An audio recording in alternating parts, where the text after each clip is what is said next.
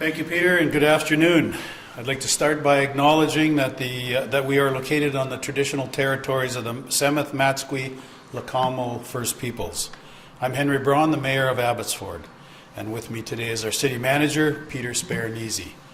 Through the balance of yesterday and overnight, conditions continue to improve here in Abbotsford. The Barrowtown floodgates are open, even with the Fraser River levels being variable due to tides, and the water level in Sumas Prairie Lake bottom has dropped 7 inches in the last 24 hours thanks to our Barrowtown pump station. While 7 inches or 178 millimeters is still good progress for one day, there is still a lot of water to be pumped out. The Sumas Prairie Lake bottom is approximately 4.5 kilometers in diameter, with upwards of 5 to 6 feet or 1.6 meters of water at its deepest point. Last night we were able to lift the evacuation order for Huntington Village, although the larger evacuation order remains in place throughout Sumas Prairie. As the weather continues to cooperate with us, we hope to be able to start lifting additional evacuation orders in the next few days. However, as I said yesterday, there are several factors that need to be in place in order for those orders to be lifted. First and foremost, we need roads to be reopened. As you know, earlier today, the Ministry of Transportation and Infrastructure announced the reopening of Highway 1 between Abbotsford and Hope. This is great news, not only for our residents, but also for people, goods, and services to be able to once again access this key transportation corridor. And it's my understanding that at roughly 2 p.m., Abbotsford Police Department will escort both eastbound and westbound traffic to make sure that there's no oncoming traffic, because we've been using that freeway east-west on one side. We still have some floodwater running south to north across Boundary Road and Vi Road, although we expect to see water levels continue to subside over the next couple of days, which will allow these routes to open up as well. We also need to ensure that all of the properties that require a reassessment due to reflooding are evaluated by our rapid damage assessment teams, which are out in full force today. As we continue to focus our efforts towards recovery, our key concern is ensuring that people can safely access their properties. And in that vein, we know that there is still a lot of hard work ahead for our community and our farmers. I want to assure our residents that we will continue to do everything in our power to support you as you rebuild from this disaster. We are working with the provincial and federal governments, advocating for every bit of support and funding possible. Last week, the province announced their partnership with the Canadian Red Cross to provide additional financial assistance to help people meet the immediate needs associated with being evacuated due to flooding. People whose primary residences have been placed on evacuation orders due to the flooding and extreme weather event that occurred November 14 through 16 will receive $2,000 per household. While we know that this is just the tip of the iceberg on what's needed, it's a start. Additionally, Samaritan's Purse is here in Abbotsford, providing direct support to people as they consider what's ahead. Samaritan's Purse is an organization with disaster relief teams that have responded to more than 65 disasters throughout North America. They have their own emergency operations center set up at Northview Community Church on Downs Road, east of Clearbrook Road. They are equipped with specialized flood recovery vehicles and equipment to help residents clean up their homes as quickly as possible once they are able to return home safely. If you are a homeowner in Abbotsford looking for cleanup support, I encourage you to call 1-833-738-7743. If you are looking to volunteer, you can sign up to do so with Samaritan's Purse on their website. Volunteers have been essential in helping the community throughout this emergency so far, and we know they will continue to play a big role moving forward. Thank you to everyone who pitched in for helping your neighbors and getting our community through this. We expect to share more information about our Return to Home program for evacuees tomorrow. As evacuation orders start to lift, we want to ensure people have access to the information and resources they need. As always, we will continue to keep you informed of changes and updates in the water levels through our daily updates, as well as on the City of Abbotsford website and social media channels.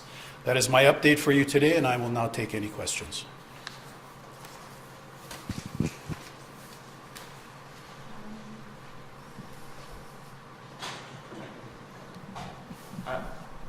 Thank you, Mayor Braun. Kamal Karmali with Global News. Tough to keep track of the math. So how many homes are still under evacuation order, and then do you have the number of homes under evacuation alert at this point? I don't have the number. Sumas Prairie, other than Huntington Village, is under evacuation order, the entire Sumas Prairie.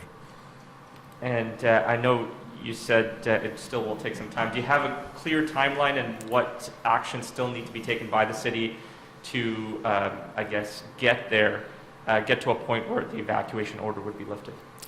Well, we're going to unpack that tomorrow, so stay tuned for that. But in the lake bottom, or the lake bottom, that's a lake that's 4.5 kilometers across, or diameter, and it's 5 to 6 feet deep. At 6 or 7 inches a day.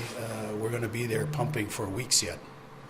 Can you just paint a picture for our viewers in terms of the action that the city is taking today, in terms of crews out there that are pumping pools of water out, or what other efforts are being made today? How many staff do you have out on the job, and what are they doing? I don't have a number. I don't get into the daily operations, but I don't think there's any pumps out there pumping. This is all gravity towards Barrowtown and to our floodgates. So that water just has to keep flowing out of those ice cube trays that I talked about, one field to another field and to another, until it goes out. I mean, there is, I don't know, trillions of gallons of water out there. So I haven't done that calculation, but it's a lot of water. Any other efforts by the city being done today, though, in terms of city crews out there? We've got crews all over the place, but they're not pumping out water. There's just too much water there. What are they doing? Well, they're assessing roads, bridges, the rapid deployment or the rapid damage teams are out there. But you're getting down to a level that I need our city manager. I don't get involved in that. I'm trying very hard to stay at 30,000 feet. $2,000 per household from the city. That's a lump sum per household that has had to be evacuated. And can you foresee that becoming amount increasing, as needs become more dire? I'm glad you asked that question, because it's not the city that's providing the $2,000. It's the Red Cross. That is an agreement that the BC province made with the Red Cross. The city doesn't have funds out of property taxes to do those kinds of things. That's just, I know that's just the tip of the iceberg for those farmers, because many of them have hundreds of thousands of dollars. But it's a start for people to get back in their homes. So I'm thankful for the province and the Red Cross for having come to that agreement. But that is not money from the city. I just wondering if you could talk a little bit more about the water that's left there. So you're saying weeks and weeks to get that pumped out. Could it be longer than that? Could it be months to get all of that water out? No, it won't be. It won't be multiple months. But I'm, based on if it's 6 feet of water and we're pumping out 6 inches a day, then you know roughly how long that's going to take. But this is influenced by rainfall. Yesterday we only decreased it by 1 inch. So now today and tomorrow it's going to be nice. I expect tomorrow we'll pump the same, or maybe even a little bit more, because as we pump it out, that lake is decreasing, or the diameter of it is decreasing. So the last portion will go a little faster, but I'm guessing we're still going to be out there 2 or 3 weeks. Not out there. The Barrowtown pumps and the canal is doing all the work, and that's going to take 2 or 3 more weeks.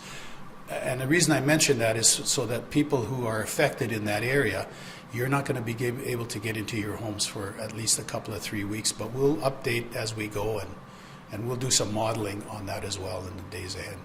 You talked also about damage assessments being done.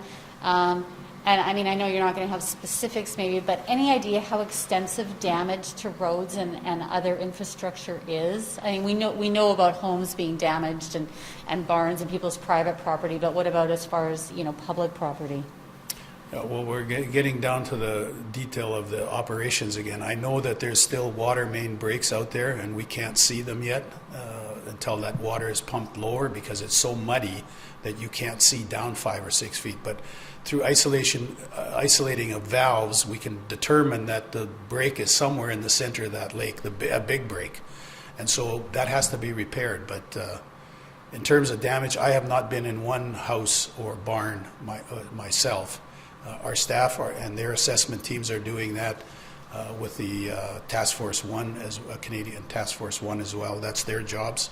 But they have to monitor, because some of this property on the western portion of Sumas Prairie was reflooded. It was dry before, and now it's got water in it again, and it's still coming across the border. So we have to wait for that water to subside, and it goes through the Sumas River on the west side of the dike and out through the floodgates. That's the only way that water will disappear.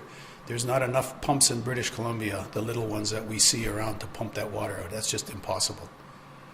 But our teams are building inspectors, and we've had help from other building inspectors from other cities to help in the assessment. And some of this will become a little more clear to you tomorrow. We'll probably have a storyboard up here for you, and I'll walk you through that tomorrow. And some of these questions will be answered tomorrow. Anyone else? Don't see any other hands, so thank you very much. And our next briefing will take place tomorrow at 2 p.m. Thank you.